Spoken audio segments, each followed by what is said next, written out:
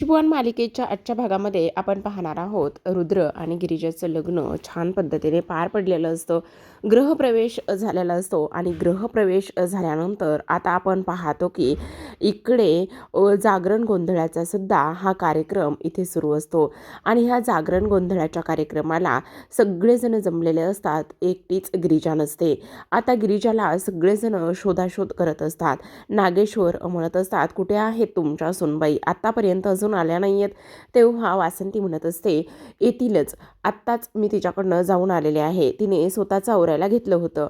हो का, लवकर वेळेत आलेलं आम्हाला आवडतं, ही गोष्ट तुम्हाला माहिती आहे ना, असं नागेश्वर म्हणत असतात. तर इकडे दुसऱ्या बाजूला गिरिजा गोंधळाकडे निघालेली असते आणि तेवढ्यातच एक दरवाजा तिला उघडा दिसतो आणि तो दरवाजा उघडा दिसल्यानंतर तिला त्या दरवाजातून छकुली छकुली असा आवाज आलेला असतो. आणि छकुली छकुली असा आवाज आल्यानंतर आपण पाहतो की इकडे सगळ्यात महत्त्वाची गोष्ट म्हणजे की आता गिरिजा त्या खोलीमध्ये जात असते. तर ती खोली असते अडगळीची खोली. इकडे दुसऱ्या बाजूला आपण पाहतो की आता काही जरी झालं ना तरीसुद्धा ही गिरिजा जी आहे ती लग्न झाले पण गोंधळाला बसायला नकोय म्हणून निशा आणि उर्वशीने प्लॅन केलेला असतो. आणि त्याच प्लॅनमध्ये आता सुरुवातीला गिरिजा अडकलेली असते. कारण टेप रेकॉर्डर इथे त्या खोलीमध्ये अडगळीच्या खोलीमध्ये ठेवलेलं असतं, ज्यामध्ये आता इकडे फक्त छकुली छकुली असा आवाज येत असतो. आणि छकुली छकुली असा आवाज आल्यानंतर गिरिजा आपोआपच त्या खोलीकडे ओढली जाते. इकडे सावी म्हणत असते, किती किती वेळ मावशी, मी वाट बघायची आहे, लग्न झालं, आता जागरण गोंधळ होणार आहे, मग सगळंच होईल की, मग काय राहिलं आता सांग ना. त्यावर उर्वशी म्हणत असते, हे बघ, तुला काळजी करण्याची गरज नाहीये, मी जे काही करायचं आहे ना ते अगदी व्यवस्थित पद्धतीने आखून ठेवलेलं आहे आणि ते त्याच पद्धतीने केलेलं आहे. त्यामुळे आता बघ, तू काही जरी झालं ना तरी सुद्धा ती मुलगी इकडे जे काही जागरण गोंधळ आहे ना त्या जागरण गोंधळाच्या या सगळ्या गोष्टीमध्ये अजिबात येणार नाही, तुला काळजी करण्याची काही एक गरज नाही, असं सुद्धा आता इकडे ती बोलत असते.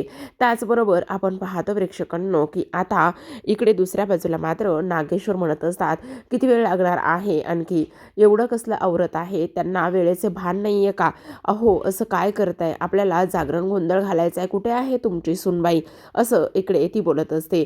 तर इकडे मात्र सर्व काही सावी आणि उर्वशीने ह्या सगळं काही गोष्टी ते करून ठेवलेल्या असतात. त्याचबरोबर आपण पाहतो आता नागेश्वर म्हणत असतात, गोंधळी मी काय म्हणतो, तुम्ही ना ह्या सगळ्या काही गोष्टीला सुरुवात करा, तोपर्यंत आमची सुनबाई येईलच. तेव्हा इथे गोंधळी सुरुवात करायला घेत असतात. इकडे आता अजून गिरिजा कशी आली नाही म्हणूनच सगळ्यांना थोडंसं टेन्शन आलेलं असतं. पण आता आपण पाहतो की इकडे जे काही गिरिजाचे वडील आहेत ते म्हणत असतात, गिरिजाने तर आतापर्यंत यायला हवं होतं, पण गिरिजा कशी नाही आली, ती अशी कधीच वागणारी मुलगी नाही आहे, कधीही तिला देवीचं गांभीर्य आणि त्याचबरोबर ह्या सगळ्या गोष्टी तिला माहिती आहेत, मग ती कशी आली नाही ह्या गोष्टीचा ते इथे विचार करत असतात. त्याचबरोबर आपण पाहतो प्रेक्षकांनो की इकडे दुसऱ्या बाजूला छकुली छकुली आवाज येत असतो. आणि तो आवाज आल्यानंतर इकडे मात्र गिरिजा त्या सगळ्या खोलीमध्ये शोधाशोध सुरू करत असते. तेव्हाच तिथे असलेलं जे काही टेप रेकॉर्डर आहे ते टेप रेकॉर्डर गिरिजाच्या हाती लागतं आणि ते गिरिजाच्या हाती लागल्यानंतर आता सगळ्यात महत्त्वाची गोष्ट म्हणजे की ते टेप रेकॉर्डर इथे गिरिजा बंद करते आणि तिच्या लक्षात येतं की हे मुद्दामून माझ्यासोबत कोणीतरी करत आहे. ते टेप रेकॉर्ड ती बंद करते कारण तिला खूप राग आलेला असतो की हे सगळं काही काय आहे आणि त्याचबरोबर ह्या सगळ्या गोष्टी माझ्याबरोबर का होत आहेत, ह्या सगळ्या गोष्टीचा तिला आता प्रचंड राग येतो आणि त्यामुळेच तिची खूप जास्त चिडचिडसुद्धा इथे होत असते. तर आता आपण दुसऱ्या बाजूला पाहतो की इकडे जी गिरिजा आहे ती तर आलेली नसते गोंधळासाठी आणि ती न आल्यामुळे आता जी उर्वशी आहे ती त्याच गोष्टीचा फायदा घेते. ती म्हणत असते, काय हो, म्हणजे गिरिजांच्या बाबाला म्हणत असते, काय हो, तुमच्या मुलीला वेळेवर हजर राहण्याची इथे सवयच नाही का. तेव्हा ते म्हणत असतात, अहो असं का म्हणताय, मी सुद्धा आत्ताच आलेलो आहे ना, मला सुद्धा ह्या सगळ्या ज्या गोष्टी आहेत ना त्या अजिबात माहिती नाही आहे, मला सुद्धा हे सगळं काही आत्ताच तर समजलेलं आहे, मला सुद्धा नाही माहिती, असं ते इकडे बोलत असतात. त्यावर लगेच आता आपण इकडे दुसऱ्या बाजूला पाहतो की रुद्र म्हणत असतो, मी जाऊन शोधून येऊ का. हो चिरंजीव, तुम्ही ताबडतोब जा आणि शोधून या तेव्हा लगेच आता इकडे वासंती म्हणत असते गिरिजा येईल असेल इथेच कुठेतरी. तेव्हा आपण पाहतो दुसऱ्या बाजूला इकडे गिरिजा बाहेर पडायला लागलेली असते.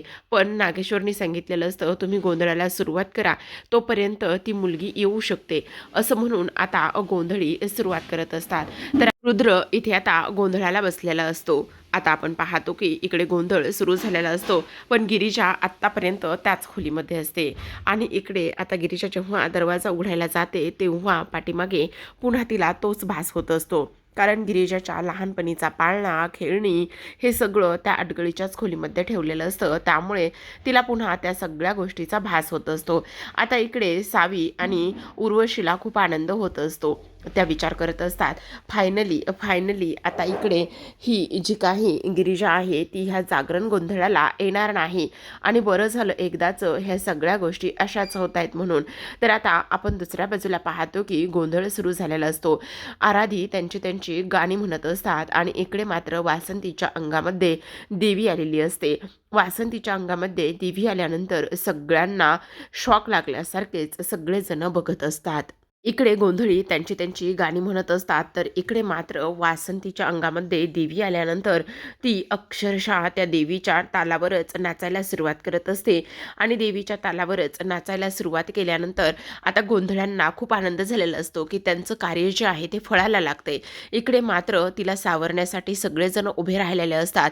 आणि सगळेजण उभे राहिल्यानंतर देवीचा चमत्कार बघा ना, रुद्रसुद्धा बसलेल्या जागून उठून उभा राहतो आणि तो विचार करतो आई साहेबांना काय झालेलं आहे.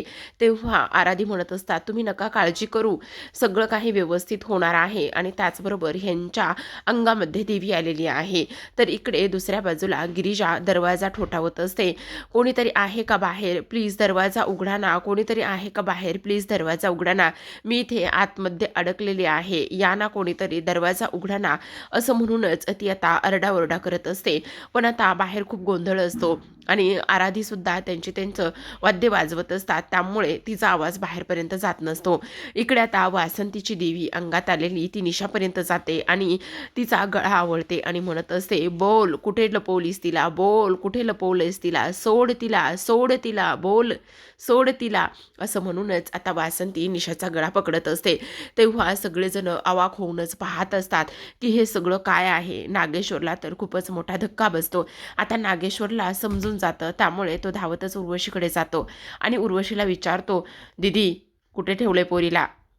तेव्हा मात्र आता उर्वशी अगदीच काहीच न बोलल्यासारखं करते. तेव्हा पुन्हा एकदा तो म्हणतो दीदी आम्ही काय विचारले, कुठे ठेवलंय त्या पोरीला. त्यावर उर्वशी म्हणत असते अडगळीच्या खोलीत. तेव्हा मात्र इकडे रुद्र म्हणत असतो आत्या, असं म्हणून तो धावतच अडगळीच्या खोलीकडे निघतो. आता गिरिजाला ती खेळणी दिसत असते जी की तिच्या लहानपणी पाळण्यावरती लावलेली असते. आणि ती खेळणी दिसल्याबरोबर आपण पाहतो की इकडे धावतच आता रुद्र गेलेला असतो. दरवाजा उघडतो. दरवाजा उघडल्यानंतर आता आपण पाहतो की गिरिजा चक्कर येऊन खाली कोसळणार असते. आणि गिरिजा चक्कर येऊन खाली कोसळणार तेवढ्यातच मात्र रुद्र तिथे धावतच जातो. आणि रुद्र तिथे धावतच गेल्यानंतर पडणाऱ्या गिरिजाला तो इथे सावरण्याचं काम करत असतो. आता पडणाऱ्या गिरिजाला सावरण्याचं काम केल्यानंतर आपण पाहतो की दुसऱ्या बाजूला मात्र वासंतीचा जो मोर्चा आहे तो मोर्चा मात्र आता नागेश्वरकडे वळालेला असतो. आता नागेश्वरला तर काय बोलावं काय नाही ह्या सगळ्या गोष्टी अजिबात समजत नसतात. तो तर अगदी शांतपणेच उभा राहिलेला असतो. इकडे रुद्र म्हणत असतो गिरिजा काय झाले तुम्हाला, गिरिजा तुम्ही ठीक तर आहात ना, काय झाले तुम्हाला अशी चक्कर कशी आली गिरिजा, उठा ना गिरिजा, असं म्हणून तो तिला उठवत असतो. इकडे उर्वशीला राग आलेला असतो. तर दुसऱ्या बाजूला आपण पाहतो इकडे गिरिजा म्हणत असते तिथे काय तुम्हाला, तुम्ही घाबरू नका ना, सांगा ना मला काय झालेलं आहे. हे सगळे प्रश्न तो तिला विचारत असतो. आणि हे सगळे प्रश्न विचारल्यानंतर ती म्हणत असते नाही नको, मला इथे नाही थांबायचे, आपण बाहेर जाऊया का प्लीज, मला इथे नको थांबायला, असं सुद्धा ती इथे बोलत असते. आता हे सगळं काही बोलल्यानंतर आपण पाहतो की इकडे तो म्हणत असतो हे बघा तुम्ही घाबरू नका ना, मी आहे इथे, तुम्हाला काहीच होणार नाही, सांगा ना मला काय झालेलं आहे, आपण बघूयात काय आहे तिथे. तर हे सगळं काही आता इथे रुद्र तिला बोलत असतो. आणि तेव्हा गिरिजा म्हणत असते नाही मला खूप भीती वाटते, प्लीज आपण इथून जाऊया ना, चला ना. तर आता दुसऱ्या बाजूला आपण पाहतो वासंती हात वर करूनच नागेश्वरच्या समोर उभी असते आणि नागेश्वरला भीती घालत असते. ती म्हणत असते आता संपलं संपलं, तुझ्या पापांचा घडा भरलेला आहे. तू खूप पापं केलीत, आता तळागाळापर्यंत तू जाणार आहेस. आता तुला संपवायला आणि सगळ्या गोष्टी करायला इथे देवी आईने एकीला पाठवलं आहे. तेव्हा उर्वशी हे सगळं काही पाहत असते. तर आपण दुसऱ्या बाजूला पाहतो की इकडे लगेचच गिरिजा आणि त्याचबरोबर जो रुद्र आहे तो धावतच येतो. आणि तेव्हा इकडे जी काही वासंती आहे, वासंती खाली पडलेली असते आणि तेव्हा गिरिजा तिला उठवते आणि म्हणत असते, आईसाहेब काय होतंय तुम्हाला? आईसाहेब प्लीज उठा ना, काय झालंय तुम्हाला? तेव्हा आपण पाहतो की इकडे सगळेजण खूप घाबरलेले असतात. तर इकडे जे काही गोंधळी आहेत ते म्हणत असतात त्यांच्या अंगामध्ये देवी आली होती असं म्हटल्यानंतर आता लगेचच तिच्या तोंडावर पाणी शिंपडलं जातं आणि तिला शुद्धीवर आणलं जातं. पाणीसुद्धा प्यायला दिलं जातं आणि तेव्हा मात्र वासंती कुठेतरी जाऊन बरी झालेली असते. आणि तेव्हा लगेच आपण पाहतो की सगळेजण म्हणत असतात त्यांच्या अंगामध्ये देवी आली आणि त्यांच्या अंगामध्ये देवी आल्यामुळेच इकडे गिरिजा तू त्या ज्या काही जिथे होतीस तिथून तू बाहेर आलेली आहेस असं गिरिजाला सांगण्यात येतं. आणि तेव्हाच आपण पाहतो आता लगेचच गोंधळी म्हणत असतात आता मुहूर्त टळायला नको, सगळी देवी आईचीच कृपा आहे, तुम्ही आता ताबडतोब इकडे गोंधळाला बसा असं सांगण्यात येतं. आणि तेव्हा लगेच आता रुद्र गिरिजेच्या हाताला धरतो आणि तिला त्या ठिकाणी बसवत असतो आणि तो सुद्धा तिथे तिच्या बाजूला बसतो. इकडे मात्र नागेश्वरच्या मनामध्ये खूप सारे प्रश्न निर्माण झालेले असतात. कारण आता ही मुलगी तर गायब झाली, पण हिला जरी उर्वशीने ठेवलेलं असलं तरी सुद्धा वासंतीचं काय? वासंतीच्या अंगामध्ये खरंच देवी आली होती का? का फक्त आम्हाला इथे त्रास देण्यासाठी वासंतीने हे सगळं नाटक केलेलं आहे? ह्यांना चांगलंच माहिती आहे की चिरंजीवासमोर आम्ही काही बोलू शकत नाही ना त्यांना, आणि म्हणूनच हे सगळं काही त्यांनी घडून आणलं असेल का असं नागेश्वर म्हणत असतो. नाही, आम्ही तर ह्यांना नंतर बघू, पण ह्या दिदीला अगोदर बघावं लागेल असं नागेश्वर म्हणत असतो. आणि तेव्हा हे सगळं काही बोलल्याबरोबर लगेच आता तो उर्वशीकडे जातो. उर्वशीकडे जाऊन ताबडतोब इकडे सगळ्यांचं लक्ष ह्या सगळ्या गोष्टीमध्ये असतं. आणि तेव्हा नागेश्वर आता तिचा हात पकडतो आणि हात पकडल्यानंतर तो म्हणत असतो चला दीदी. तेव्हाच ती म्हणत असते दादासाहेब काय करताय? दादासाहेब सोडा आम्हाला, काय करताय तुम्ही? काय करताय हे मला तुम्हाला विचारायचं. तुम्ही काही डोक्यावर पडले आहात का? का त्या पोरीच्या मागे हात धुवून लागलेला आहात? काय चाललंय काय तुमचं? अहो वेड्या झालायत का तुम्ही? प्रत्येक वेळी तुम्हाला आम्ही समजवायला हवे का? आम्ही ह्या सगळ्या गोष्टी घडून आणण्यासाठी किती आणि काय काय केलेलं आहे, आणि तरीसुद्धा तुम्ही अशा का वागताय? काय चाललंय काय तुमचं? असं सुद्धा आता इकडे तो बोलत असतो. त्यावर ती म्हणत असते हो आम्हीच केलंय हे सगळं, पण आम्हाला ती मुलगी अजिबात आवडत नाही. हे बघा दीदी जरा शांत बसा. ती मुलगी काही ते कायमस्वरूपी आपल्या घरामध्ये राहणार नाही. आणि तुम्हाला वाटलंच कसं की त्या मुलीला मी आपल्या ह्या घोरपडे घराण्यांची सून बनवून आणेल आणि तिला कायमस्वरूपी आपल्याच घरात ठेवील? अहो हे कॉन्ट्रॅक्ट आहे फक्त 6 महिन्याचं. काय? मग तुम्ही मला हे सांगायला हवं होतं ना अगोदर. कसं सांगणार आहे? तुमच्या ह्या सुपीक डोक्यामध्ये किती राग भरलेला असतो हे तुम्हाला माहिती आहे ना. अहो म्हणून तुम्हाला नाही सांगितलं आम्ही हे सगळं काही. तर आता दुसऱ्या बाजूला गोंधळ्यांचे विधी हे व्यवस्थित सुरू असतात. गोंधळी इकडे सांगत असतात की गिरिजाला इकडे जे काही तिथे ड्युटी आहे त्या ड्युटीवर 3-3 पळ्या तेल सोडायचं आहे आणि कंटिन्यू तेल सोडत राहायचं आहे असं सांगण्यात येतं. आणि गिरिजा आणि रुद्र हा सगळा काही विधी करत असतात. तर आता दुसऱ्या बाजूला आपण पाहतो की इकडे ईश्वर म्हणत असतात फक्त आणि फक्त ते 6 महिन्याचं कॉन्ट्रॅक्ट आहे. आणि तेव्हा 6 महिन्यानंतर ती मुलगी ह्या घरातून बाहेर जाणार आहे. जोपर्यंत ही प्रॉपर्टी आमच्या नावावर होत नाही तोपर्यंतच ही मुलगी इथे आहे.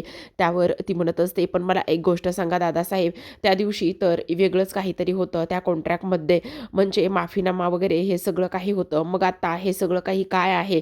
त्यावर लगेच आता नागेश्वर म्हणत असतो हो मग आता कोणीही जरी आम्हाला काही विचारलं तरी सुद्धा त्याला काही गोष्टी सांगायला आमच्याकडे काहीतरी नकोय का? आणि म्हणून आम्ही एक वेगळं कॉन्ट्रॅक्ट पेपर बनवला, एक माफीनामा बनवला आणि त्यानंतर ह्या सगळ्या गोष्टी झालेल्या आहेत असं स्पष्टपणे आता सांगण्यात आलेलं असतं.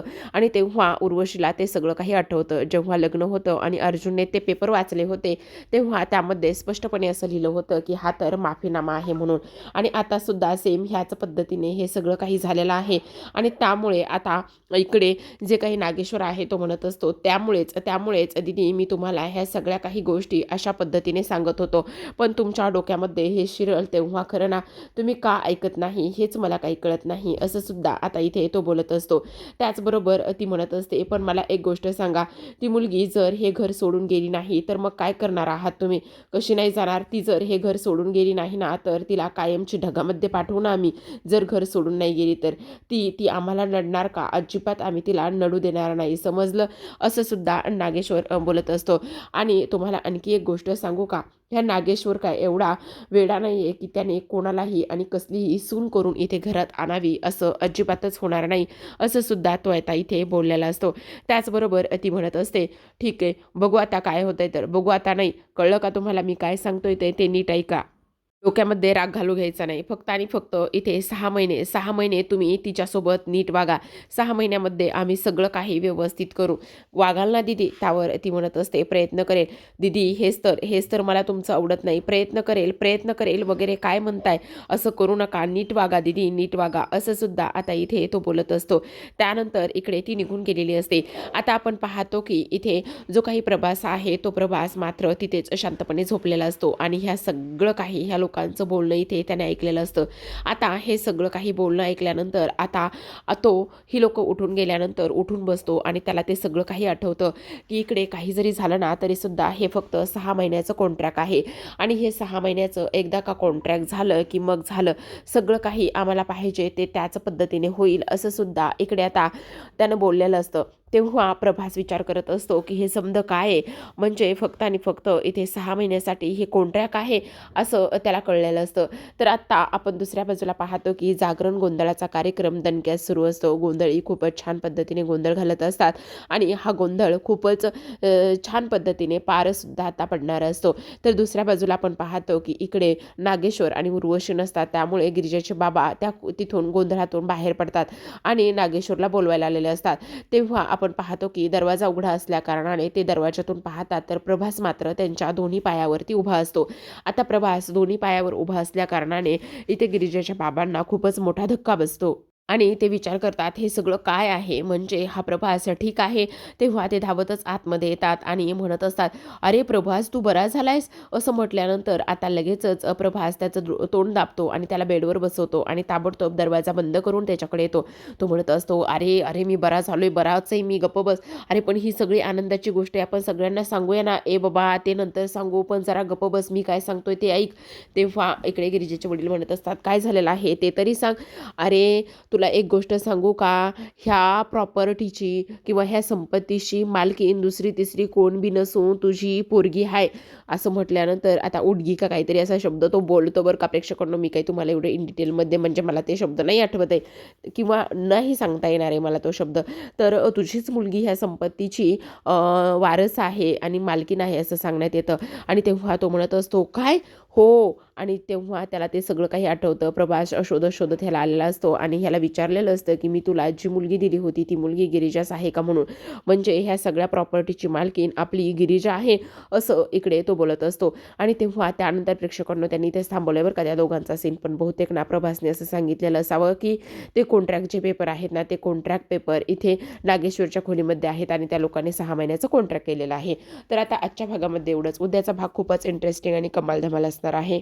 कारण उद्याच्या भागामध्ये आपण पाहतो की आता जागरण गोंधळ झालेला असतो, गिरिजा खोलीमध्ये असते आणि तेव्हाच तिथे रुद्र आलेला असतो. रुद्र तिथे आल्यानंतर रुद्र तिला म्हणत असतो, गिरिजा मला तुम्हाला काहीतरी सांगायचं आहे. तेव्हा गिरिजा पाठमोरी उभी असते आणि तो तिला पाहतच असतो आणि परत म्हणत असतो, मला खरंच तुम्हाला माझ्या मनातली एक गोष्ट सांगायची आहे. तेव्हा गिरिजा त्याला म्हणत असते, म्हणजे त्याचं काही न ऐकून घेताच ती बोलते बरं का. ती म्हणत असते, मला माहिती तुम्हाला काय सांगायचं आहे की इथे ज्या पद्धतीने माझं तुमच्यावर प्रेम नाही आहे, त्याच पद्धतीने तुमचं सुद्धा माझ्यावर प्रेम नाही आहे आणि तुम्ही सुद्धा हे जबरदस्ती लग्न केलेलं आहे आणि तुम्ही सुद्धा कोणाच्या तरी दबावाखाली येऊनच हे खोटं खोटं लग्न केलं आहे, ही गोष्ट मला माहिती आहे आणि तुमचं माझ्यावर प्रेम नाही आहे, माझं तुमच्यावर प्रेम नाही आहे, असं गिरिजा म्हटलेली असते. पण ह्यावेळी मात्र रुद्रला खूप जास्त हट झालेलं असतं, कारण रुद्रचं तर गिरिजावर अगदी मनापासून प्रेम असतं.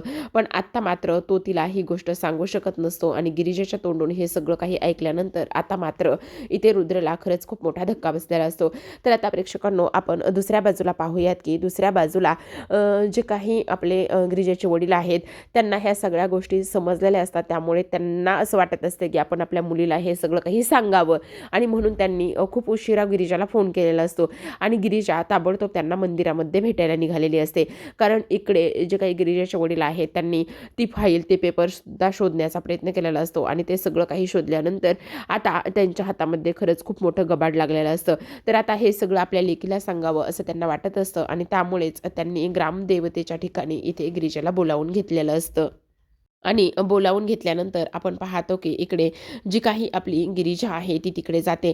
पण प्रेक्षकांनो सगळ्यात महत्त्वाचं म्हणजे की आता इकडे जो काही नागेश्वर आहे, नागेश्वरला ह्या सगळ्या गोष्टी बहुतेक समजतात आणि त्यामुळेच नागेश्वर आता इकडे जो गिरिजेचे बाबा आहेत त्या गिरिजेच्या बाबाचा काटा काढतो. त्यांना इथे तो मात्र जागीच ठार करतो आणि तो म्हणत असतो, "ज्यांना ज्यांना आमचं सत्य समजलं त्यांना त्यांना आम्ही या जगातून गायब केलं." असं म्हणून त्याला तो मारतो. आता गिरिजा तिथे पोहोचल्यानंतर प्रेक्षकांनो तिच्यावर खूपच मोठा दुःखाचा डोंगर इथे घसरणार असतो, पडणार असतो, कोसळणार असतो. तर अशाच नवनवीन डेली मालिकांच्या अपडेट्स आणि रिव्ह्यू जाणून घ्यायचे असतील, पाहायचे असतील तर नक्की चॅनलला सबस्क्राईब करा. भेटूयात उद्याच्या भागामध्ये. तोपर्यंत पाहत राहा नशीबवान.